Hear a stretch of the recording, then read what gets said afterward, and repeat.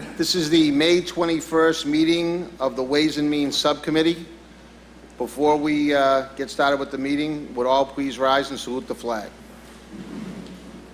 I pledge allegiance to the flag of the United States of America and to the republic for which it stands, one nation, under God, indivisible, with liberty and justice for all. Madam Clerk, would you call the roll of the Ways and Means Subcommittee, please? Roll call of the members. Councilor Guanasso is absent. Councilor Morabito? Here. Here. Councilor Patch is absent. Councilor Rotundo is absent. And Chairman Rizzo. Thank you very much, Madam Clerk. I'd also like to recognize Councilor Keefe, who is here with us, not as a member of the committee, but as a member of the City Council. Councilor Patch did send me a text message earlier. He is not feeling well. In fact, he has a doctor's appointment, so he will not be attending the subcommittee meeting, nor will he be at the regularly scheduled meeting. We have had a prior meeting to discuss a $22.5 million bond authorization for a new public works facility in the past. I think we held that meeting 2 or 3 weeks ago. And in my opinion, as chair of this committee, and I think it was a concern of some of the members, both of the Ways and Means Committee and of the City Council in general, that $22.5 million was an awful lot of money for such a facility. We want to be sure that the money that we spend is absolutely mandatory and necessary to getting the job done for the taxpayers that we know needs to be done. That being said, I know I, for one, and I'll let other councilors express their views as well, but I, for one, recognize that the Department of Public Works and their employees have been working in and living in what I'll call terrible conditions for a long time. I know back a couple years ago, 2.5 years ago now, I'm speaking personally here, 2.5 years ago when I left office as mayor, we had left quotations for trailers that would have at least got the administrative personnel into better working facilities, but that still hasn't happened. Now, I am of the understanding that some area has been cleared and that some trailers, I guess eventually, are going to make their way to the city yard. I hope that's the case because, you know, we've all seen the videos and photos of the conditions that they are forced to work in down there, and I don't think anybody, certainly not a member of this city council, and I don't think a member of the public would want to work in a facility like that under its current conditions. So we do know we need something. So that is not at issue here with myself or the members of the council. What is at issue right now, at least with me personally, is the amount of money that we're going to look to bond and spend on this facility. We know the city has many, many needs. Public Works has many, many needs. I mean, you might have, the truth be told, you have more than $22.5 million worth of needs down there. There's plenty of work that could be done with Public Works around the city. I'm just not sure that $22.5 million needs to be spent on a facility as opposed to being spent elsewhere, whether it be, you know, the trees and sidewalks and streets, the hundreds of miles that we have here in the city that we know could use attention for sure. So with that, I'm going to open it up. We have a representative here from Weston and Sampson, I believe. I'd like him to come up and introduce himself at the podium and go over how he came to these numbers. But before doing so, I'd like to recognize a member of the City Council, our City Council President, Jessica Giannino, who just came in and joined us. I'd like to welcome her to the meeting as well.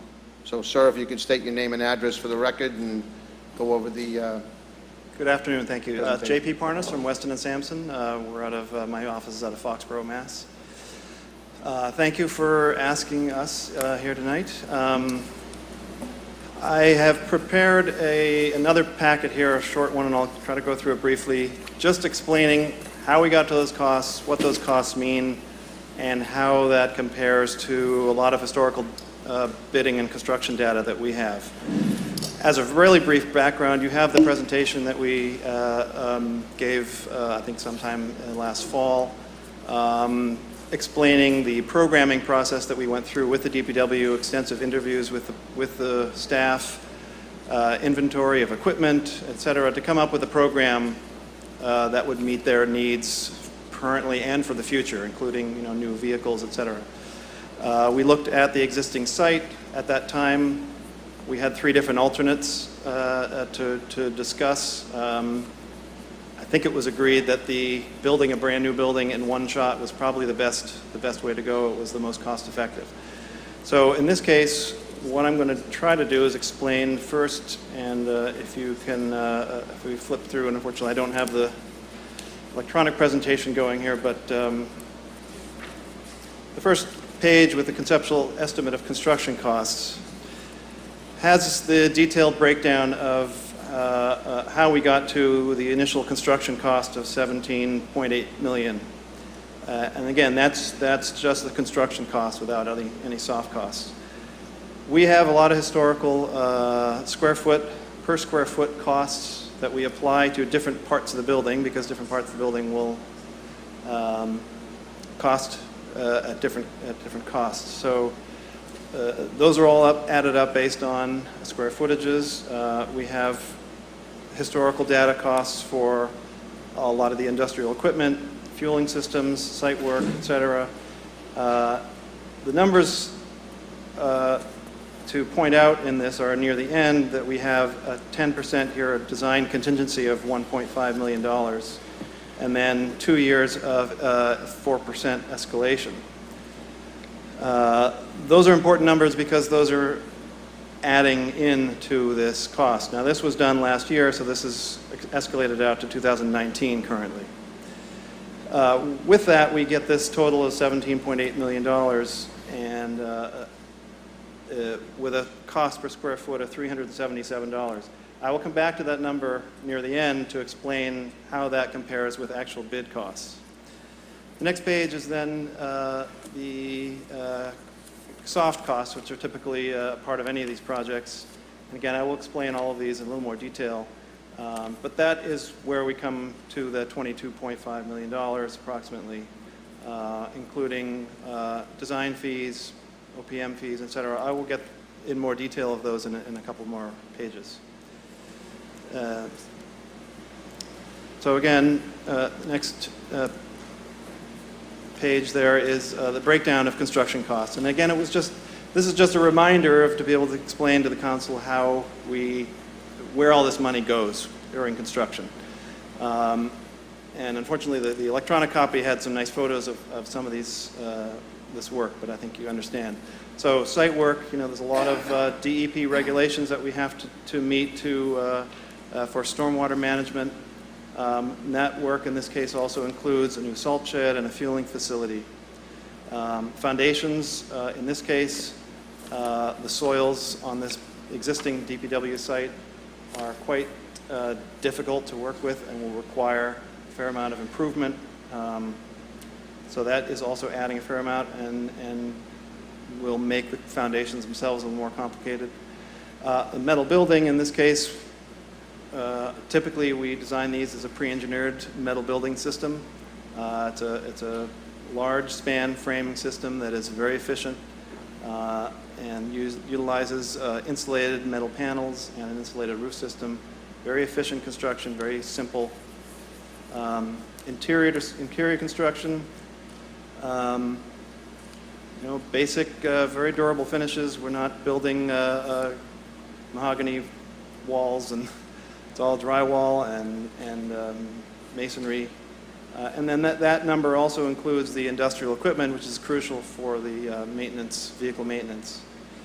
Mechanical and electrical and fire protection and plumbing systems. Again, we go as minimal as possible, but we do certainly provide air conditioning for administration and locker rooms. But then these buildings are very complex systems. They require gas detection systems for the vehicle storage and the maintenance areas.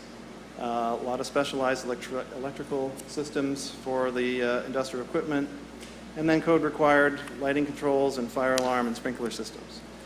And then on top of that, clearly there's always the general contractor costs, general conditions, bonds, and insurance. And as we know, requiring prevailing wage on these projects tends to bring that cost up some, which is a state requirement. And then design contingency and escalation, those are the numbers that I mentioned before. That's held early in this estimate. Right now, this is a very conceptual level estimate. This is based on a schematic design, really just a conceptual design, and based solely on square foot costs. So we have to hold this design contingency in this number until the design can get further along and we can get a real bits and pieces estimate. And that is what our goal would be, to get to design development drawings so that our estimators can get a detailed estimate and actually not take a square foot estimate. And that's where this design contingency comes in. And we can explain that a little bit further. And then the soft costs, again, I'm sure most of you are familiar, but construction contingency, typically 8 to 10% of the construction cost.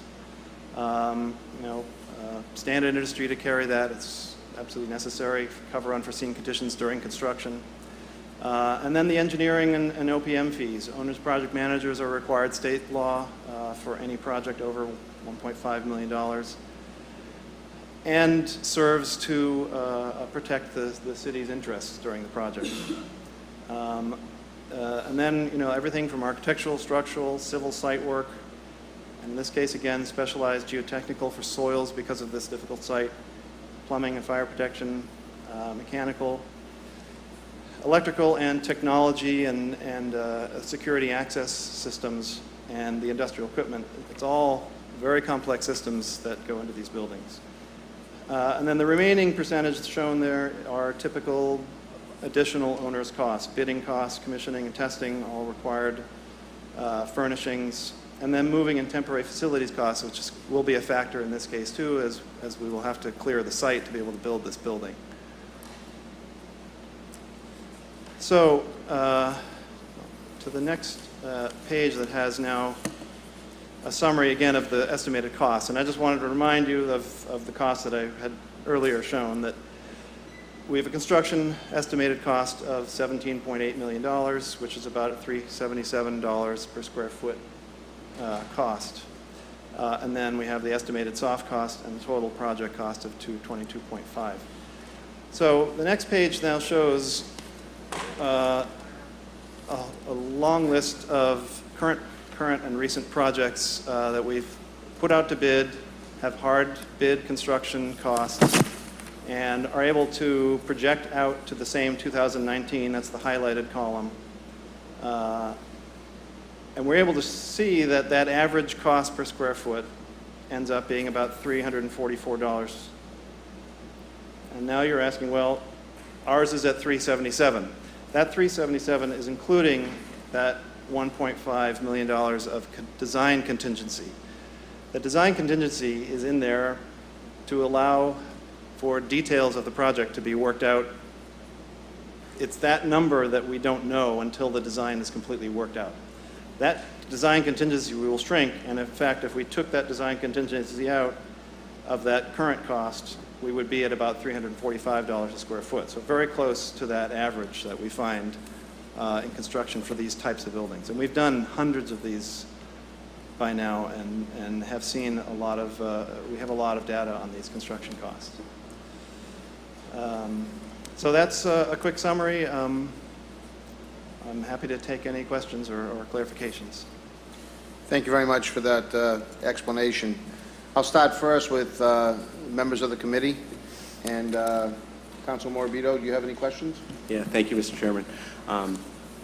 So in this feasibility study, when looking at the construction cost, question that arises is, obviously, there's inflation when it comes to the cost of materials. Yes. Is that figured into the construction costs, or is it at current market? No, that's included. If you look back at this page with the detailed construction cost,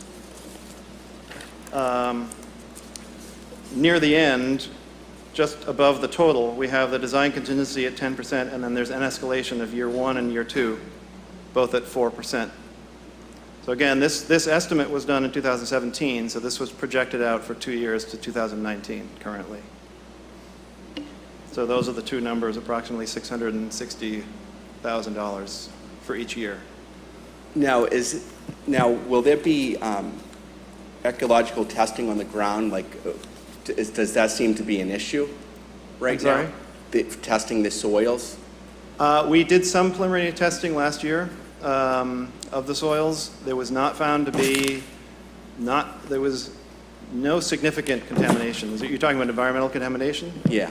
Yeah, there was not significant contamination that we found. There were some minor things, more detailed testing will have to be done, but no big red flags were raised in any case. Because I know in previous projects, there were issues. And Definitely. they weren't significant. So what you might Right. consider significant might be significant to environmental, EPA. And I know No, that sure. held up the project for a while, so. Understood, yeah. If there is a holdup, do you think how much of a holdup would it be in your past experience? Well, again, it depends on the site, but we did some initial environmental testing of the site. And as I said, that there was only some minor things that they picked up. We'd have to go back and look at exactly the details. And again, we definitely would want to, before proceeding much further, do some much more detailed testing to make sure. But that's why we have this design contingency in there. If that comes up during the design that there's some other issue, we have some money held to say we can cover that in that construction cost. So that was my point. I just wanted to make sure, okay, we're approving an amount of $22 million, and I look at it as, I don't want you guys coming back and be like, oh, well, we didn't factor that into the equation because that can cost, that can be a large sum. Absolutely. And then No, you're that- coming back and 6 months down the road and saying, oh, we need 24 million, so. No, I understand. In fact, our goal really is to reduce that number, that we're starting off a number that we think is safe and comfortable, that if anything, that design contingency, as we get further along and have fewer unknowns, that contingency can get smaller. And I hope going forward, if there is an issue, the project manager will have direct communication with the council and let us know. Absolutely. I don't want to find out by hearsay or Yeah, be like, why is this project taking too long? And then finding out after the fact. So I'd like an open line of communication, especially with a large cost to the city of $22 million. Yeah, absolutely. I think it's very important that there's an open line of communication. Agreed. But if you can emphasize that with the project manager. Sure. Thank you. Thank you, Council Morabito. Councilor Keefe? Thank you, Mr. Chairman. I have a few questions. I know you answered the estimated cost of construction at 344, and we're currently at 377. I'm just curious where those numbers came from. I mean, this is obviously your study, so where did you get the 344? Where did you get those estimations for the cost per square foot? Well, again, if we go back to this detailed sheet, we broke down the building in different areas because each area has a different cost associated with it. The big vehicle storage garage is going to be less cost per square foot than the offices, for example. So we applied a cost per square foot for each of those areas and then added that up, and then all the industrial equipment, et cetera. The numbers that we use there are based on a lot of historical data that we have because we've done so many of these now. Gotcha. All right, and then obviously I did notice that we were above the estimate, given that you had added in the contingencies. It's my understanding, typically when we see buildings in any industry, construction tends to have delays.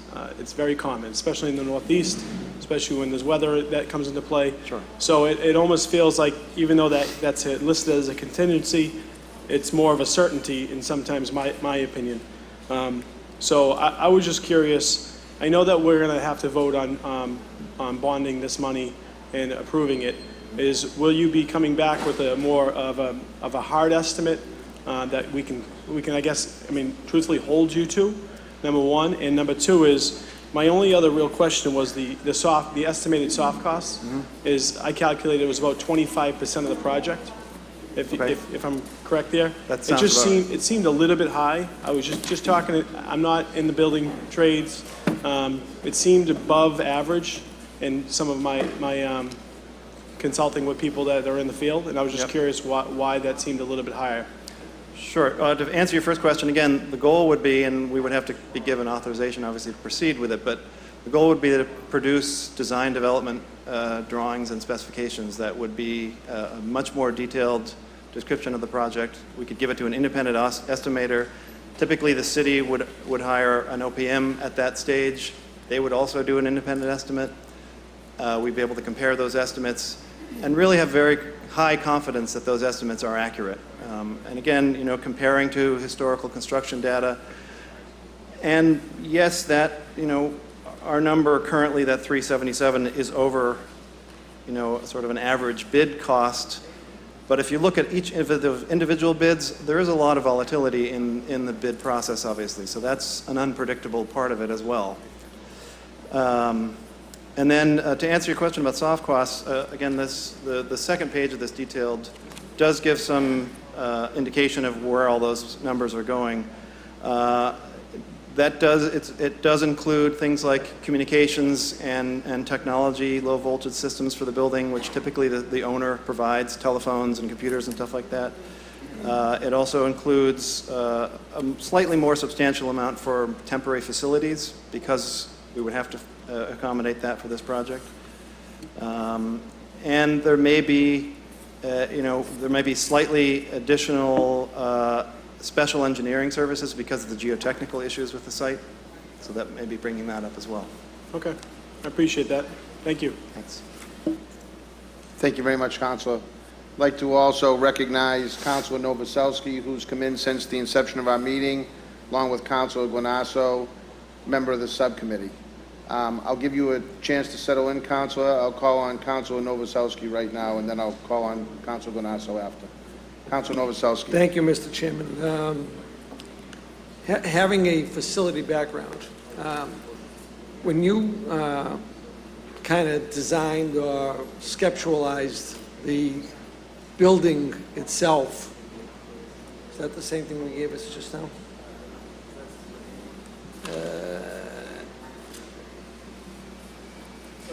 That's okay.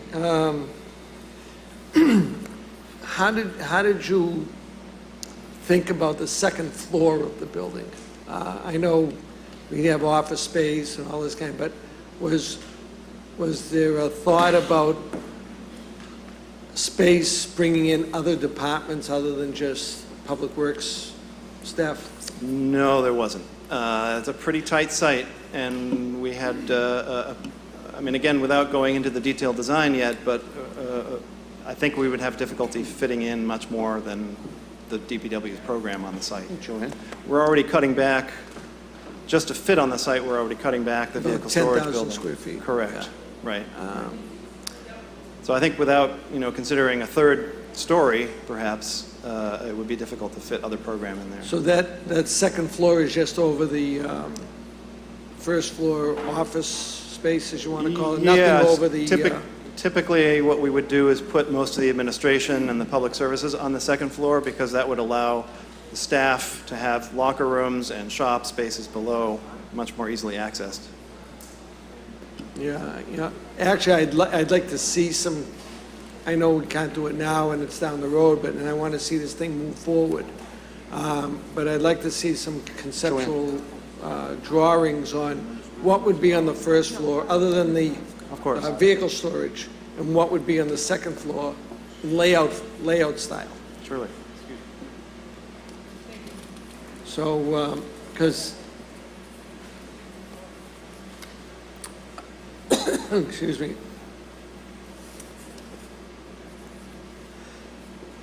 Excuse me. Yeah, I'd just like to see, what kind of space usage Absolutely. we're having on both floors, because it looks like it's only about a quarter of the building that's actually being taken up for Right, well, office. the rest of the building really requires some very high clearances, the maintenance area. Right.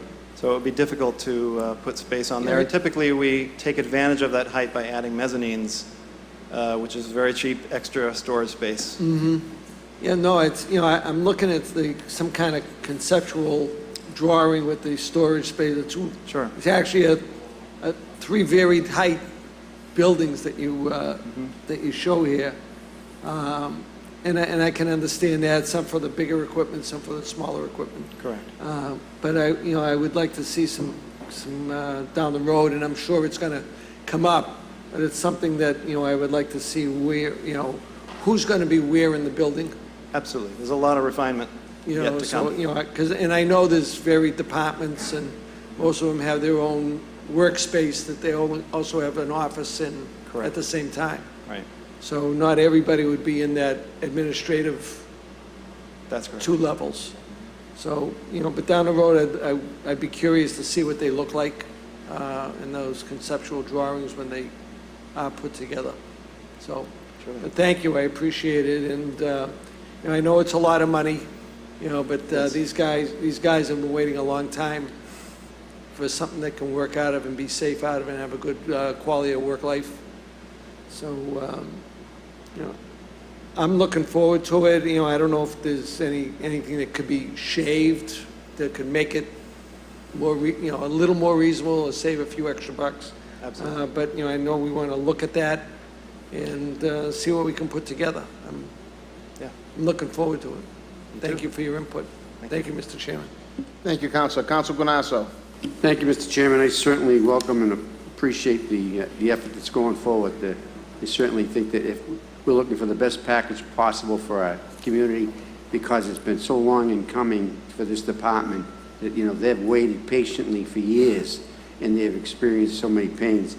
The only question I have is in the construction contingency budget, is that for change orders? Yes. I mean, it's for unforeseen conditions during construction. Something hidden underground that wasn't found, or, Right. yeah, could be anything. Because I looked at all the other line items, and it didn't appear that there's any change order provisions, and certainly we know that if you spend $10 on a budget for a building, Right. Well, there's going to be a change order. we try the best we can to have as detailed and careful drawings as possible, so there are minimized as those change orders. But Have you ever thought of and I'm not an architect, this is just way off, and I'm just venturing an opinion. Because of the footprint, and we're like shot in a real decent footprint that we would need and require, can we put the footprint there, cut it in half, and make that left half for equipment and the right half mainly for administrative and for light equipment underneath that doesn't require any power, such as the trucks that would generate exhaust, keep them to the left, and obviously with the correct exhaustion filters in place. Does that concept work? I guess I'm not totally understand what you're saying, but I think the current concept has really the bulk of the building is a vehicle storage garage. It's about 21,000 square feet. So it's almost half of it, of the footprint. Well, not quite the footprint. So the offices up above, below will be running equipment at sometimes? No, not in the current scheme anyway. The offices are only above sort of locker rooms and other staff spaces, not above the vehicle storage. Okay. The problem is the vehicle storage bays need to be quite high. So it would be I almost a think whatever 30 the city has to do, we have to do it, and we have to do it right, and give the provisions of a workforce that all of us require so much of their services and on a daily basis. This isn't like we reach out to them every once in a while. We reach out to this department daily to get the service the needs of our community, and we want to make sure that they're housed in a proper facility that Agreed. they deserve, Absolutely. as all other employees do. Thank you, Mr. Chairman. Thank you, Counselor. Any other counselors wishing to be heard before I ask a few questions? No other counselors? Wayne, I'm in session. So I have a few questions, and I just have a few concerns. How many employees do we have at the Public Works Department right now? Let's see, about 30, I believe. 30. Yes. How many are administrative? 7 from my calculations. So we have 7 administrative employees and 23 employees that are out in the streets, highway crews, sanitation crews, Correct. tree crews, whatever, parks. Okay. So one of the things I keep hearing from my colleagues, and I've always said, I've been up here, was up here 12 years prior, I'm here again. I respect everybody's opinion. And this isn't about, well, they've waited a long time and they deserve something nice. Of course they do. But the taxpayers deserve something nice as well. And that's why we're here. We represent the taxpayers. When we go to the polls every other November, the taxpayers are the ones that come out, and they're the ones who put us in office or out of office. Absolutely. And so we have to watch money being spent here. So I think to myself, as I look at these costs, 7 administrative employees, you've got 9,000 square feet for 7 administrative employees. This, If I might, I'm sorry, Go I don't ahead. mean to interrupt. That 9,000 square feet is for administrative plus the staff facility. So that includes locker spaces, muster rooms, other bathrooms, et cetera. It's not just the administrative space, actually. okay, so the locker rooms and all the other stuff at Correct. $305 a square foot or whatever. That's correct. Yes. Okay. Yeah. Well, that's outrageous to me. Absolutely outrageous. 7 employees. Do you know this room here is about 1,500 square feet? You can't put 7 people just in this room right here? I mean, I find that very, very hard to believe. I've got, in my own business, we've got 8 employees. We have 1,500 square feet. 1,500. It's, you know, I mean, would I love everyone to have 1,000 square feet of their own? Maybe. But I just think that these numbers, the way they're worked up, are really, I mean, we can give them something nice, but I don't necessarily think we need to build this, you know, unnecessarily. That's what I view this as right now. I mean, when you think about it, 23 employees out of 30 are out of that building at all times. They're doing something, okay? Notwithstanding the locker rooms and the showers and whatever else that we want to put in there. They're out there doing work, which is what, you know, of course, we all rely on. We expect that from them, and the taxpayers expect that from them. So for 7 employees, we're talking about spending $22.5 million.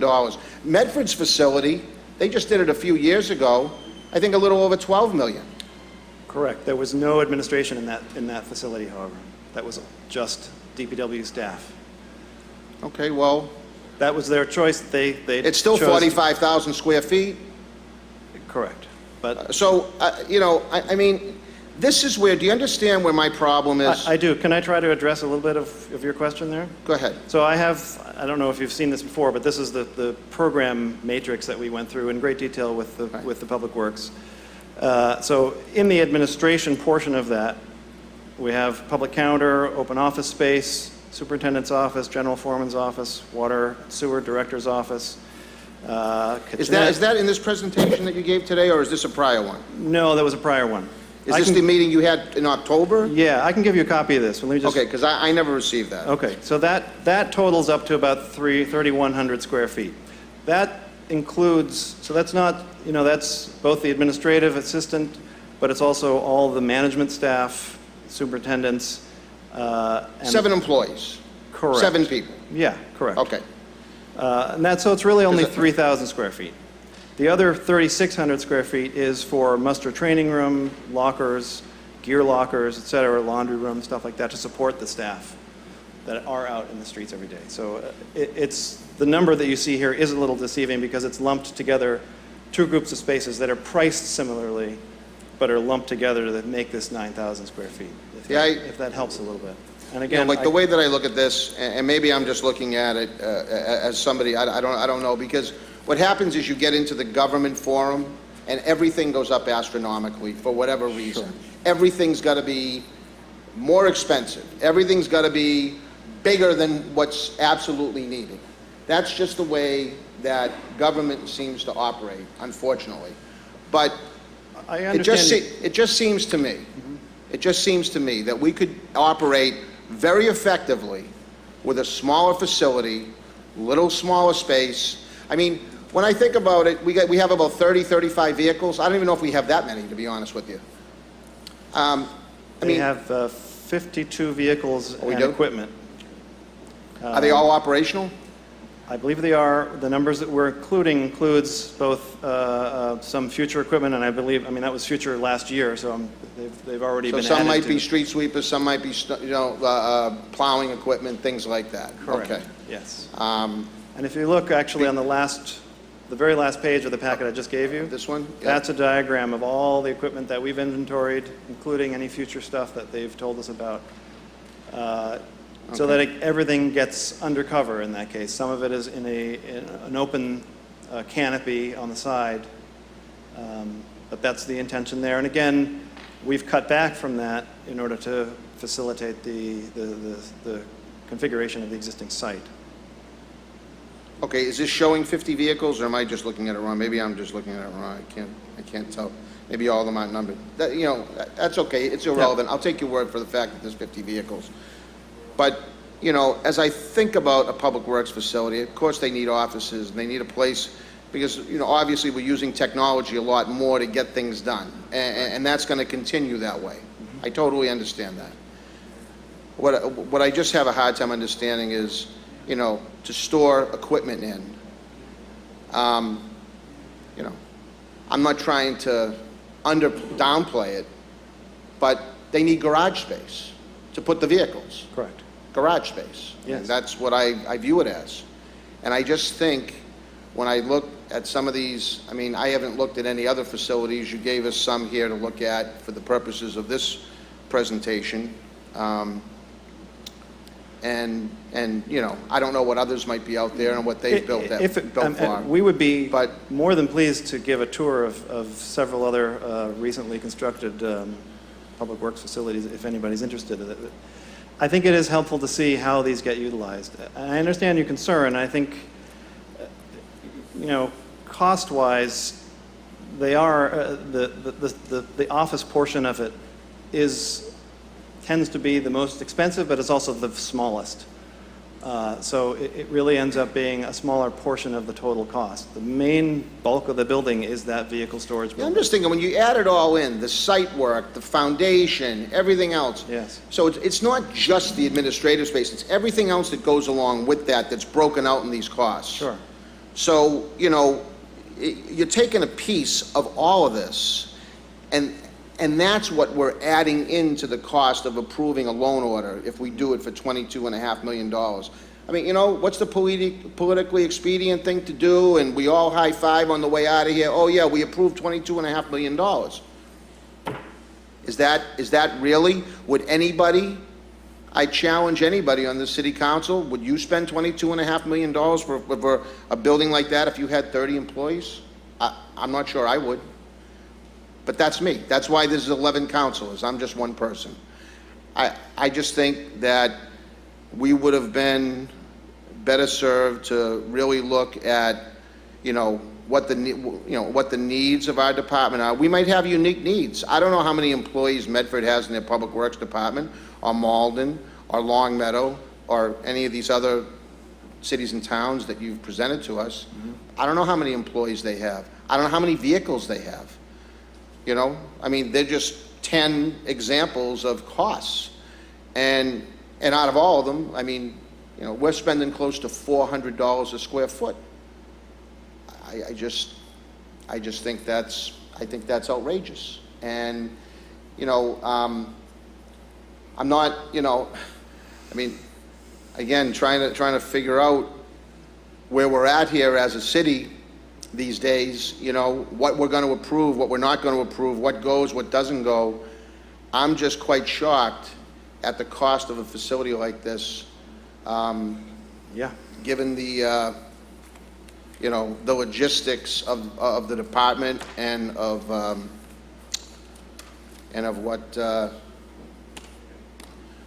you know, what our needs are. So, that being said, what is the will of the committee? I'll entertain a motion from a committee member. I'm kind of at a loss because, you know, we met in subcommittee the last time and we talked about, well, let's just go forward with what we have. Let's put it to a public hearing and we'll go with this number and we'll see, we can always tweak it and so on and so forth. I would like to think that's still the case, but I don't know where we're at right now because tonight we have a loan order on the floor for $22.5 million. Council President Janino. Thank you, Mr. Chairman. I didn't initially have any questions on it, but after you spoke, I just have some thoughts that I want to present to the committee. Couple of things. I think that one thing it's really important to think about in the city, and it's absolutely our job to be fiscally conservative and really look out for the taxpayer because that's why we're here. But I think it's really important that when we build things in the city, we plan not only for Revere in 2018, but we prepare for Revere in 2058. And I think that if we look at some newer things we built, like let's look at the Paul Revere School. If we had projected what the number of students in the system were for 20 years, we'd be in a lot better spot than we are now, because right now that school's grossly underestimated. They're already over capacity, and I think that that happens with developments, and it's a hit or miss. I think that you're right in looking at the square footage, and it does seem like a very large amount of space for a very small staff. But when you look at our DPW as a whole, I think that we're extremely understaffed and undermanned, and that's something that we always talk about. So if we're looking to build a facility that's going to grow with our community, I think we need to allot for that space and allot for that growth. I think there's a middle ground that can be had. I definitely agree that it does sound large, so I'd like to see a little bit more in detail, but I want to make sure that in being conservative, we don't suffocate growth, and we make sure that there is room that when the DPW has the 30 more people that they need to service the city properly, those people have an adequate amount of space, that they're not already maxed out at the 30 employees that they have, because I think that would be a huge mistake if we don't catch that now, to under-build the site, to not anticipate for that growth that we desperately need, because that's 100% the most understaffed department in the entire city. So I just really want to make sure that we're cautious and give them everything they need so they have room for more equipment, because even 50 pieces of equipment, I'm sure that there's 50 more pieces that he can say we need right now. So just some food for thought. Again, I didn't initially think about that, but I think that was a great point, and I think it was a good comparison to mention, you know, the square footage for 8 people versus that. Very well taken, but I think we should look at it as a whole and see, all right, where is the middle ground? And if there is one, I'd like to see that. Thank you. Thank you very much, Council President Janino. Those are very good thoughts, and I can see projecting out. I absolutely can. But even projecting out right now, I mean, when you look at the size of this and you look at the, I don't know, it just seems like, you know, money that we're going to be spending that seems a little unnecessary. But any other councilors have any thoughts? Yes, Council Ganasso. Mr. Chairman, in terms of the Paul Revere School, that was thrusted upon us. Do forget about it. We had no choice. We knew the day we signed off on that we were 50 pupils underrated. So that is not a good comparison. But the comparison that the Council President makes is very adequate. We are planning for the future. We are with potential growth. We all have a concern for the large amount of the money. Now, if it's the wish of this subcommittee to do further detail and further work with the architect and the DPW people to see if we could critique it to make it a little lesser, I'd be for that too. I know we've waited so long, and I think that the men and women of the Department of DPW have been waiting for this, And yes, there is no question in my mind, if you look at the costs throughout, this is way above most of the costs for all the other locations that were built in these prior bids in 2014 through 2018. This is a high bid. But what we have to bear in mind is, if the projection is right and the analysis is right, given to us, that it's going to be $371 per square foot in 2019, then it behooves us to act accordingly, to act as quick as possible, because if these projections are correct, it's going to jump up to 386. And then we're going to really add into our misery. We're not going to get the quality of project that we were looking for, and it's going to cost us more money in the long run. So I know that $22 million is really a large sum, and it's a lot for the taxpayer to digest with so many projects going on within our community. But I think when we project our thoughts and our bases, we can somewhat prevent hindsight by saying we have a great future ahead of us because new growth is coming to our city, and new growth is going to help our tax base tremendously. So maybe they can help in the cost of this, and maybe we can act on that basis that this new growth is going to come into our community, and it's going to be a blessing in disguise in terms of finances. And I don't know. I would welcome further discussion, but I would think that, Mr. Chairman, that a time frame commitment on this be of the essence, that we vote this out before the fiscal year ends and move on. And that means we only have like 2-3 more meetings, so that means we have to act quick. Counselor, I'm not looking to delay this. This was presented to the council back in October when I was not a member of the city council. I agree. It's just coming forward now. I have a chance to look at it. It just seems way out of line for me, what I'd like to see a public works facility built for. I mean, you know, like we have an administration right now that for 2.5 years hasn't wanted to put a snack bar and a restroom down at St. Mary's Fields because it was too expensive. I forget what the cost back then was, $700,000 or something like that. Now we got $22.5 million here, as if it's just nothing to the taxpayer. Let's just approve it. Forget the people, the grandparents, the parents, the kids that need to use a restroom and a snack bar. Forget them. You know, I mean, like, there's got to be some consistency here. And when we talk about new growth, I'm not on board with bringing more and more people into the city. So that's just how I feel about that. That's not for this meeting, though. This meeting is to discuss a public works facility, and like I say, you know, not to be a fly in the ointment, not to be somebody that is an obstructionist here, because I want to see this built. I just thought when I saw the original numbers, the size and scope and cost of the project seemed way out of line for me with what our city needs. We can project forward, and we should. We shouldn't be building just for today. And Jessica and Council Janino's point is well taken. So as is Council Guanasso's. But, you know, as I say, I wish the treasurer was here, our director of finance, because if we approve this $22.5 million loan order, that doesn't lock us in to spend $22.5 million, is my understanding.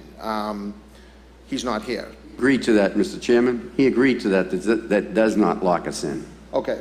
It's just So a we figure can to put on the books, to get on the So we can books. still have conversations before this. This Absolutely. would just be to authorize That's right. the loan order, right? That's Okay. right. There's no commitment for the 22 million.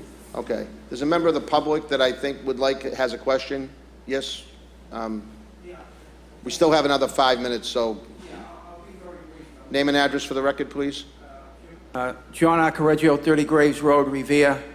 I'm in favor of the project. It's badly needed. There's health issues down there.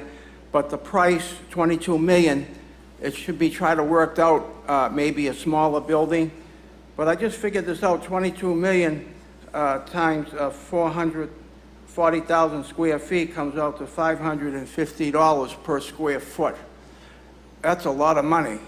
And we got to be thinking about the future too. We may be involved with a new high school. That's going to be built. So we got to think of we got to think of the taxpayers and the tax rate, because right now the tax rate's very high in Revere. But I'm in favor of the new public works. work out something with a smaller building or something more economical, that they have a new facility. Thank you. Thank you very much. Any other councilors wishing to be heard? Is it the will of the council to take a vote on this and report it out this evening?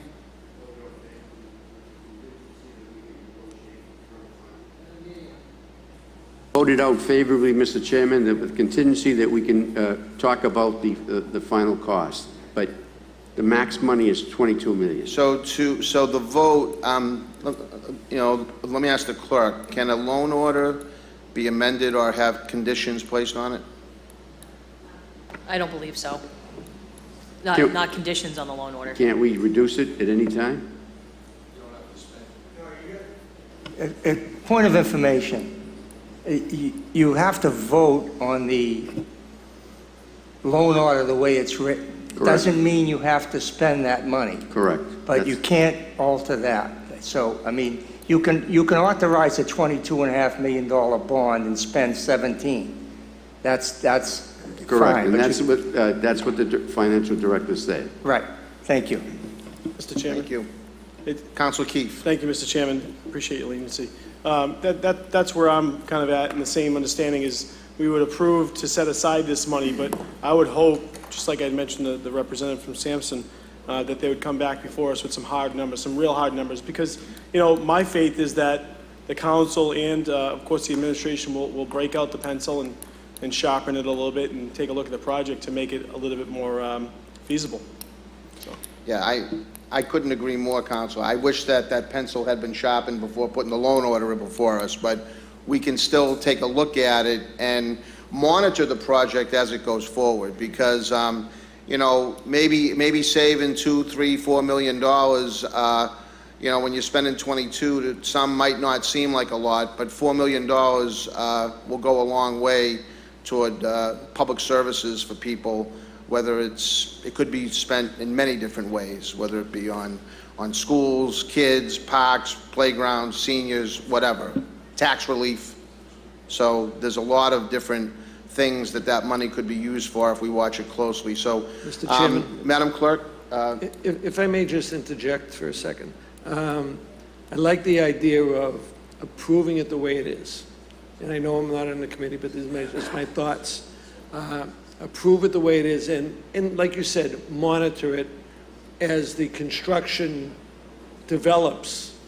That it either be kept in Ways and Means or moved into the Public Works Committee to kind of oversee the design and review things as they go along and say, do we really need this? Do we really need that? I know the new superintendent hopefully will be involved with it closely, and the old superintendent involved in it, and talk about whether or not those particular needs are really necessary.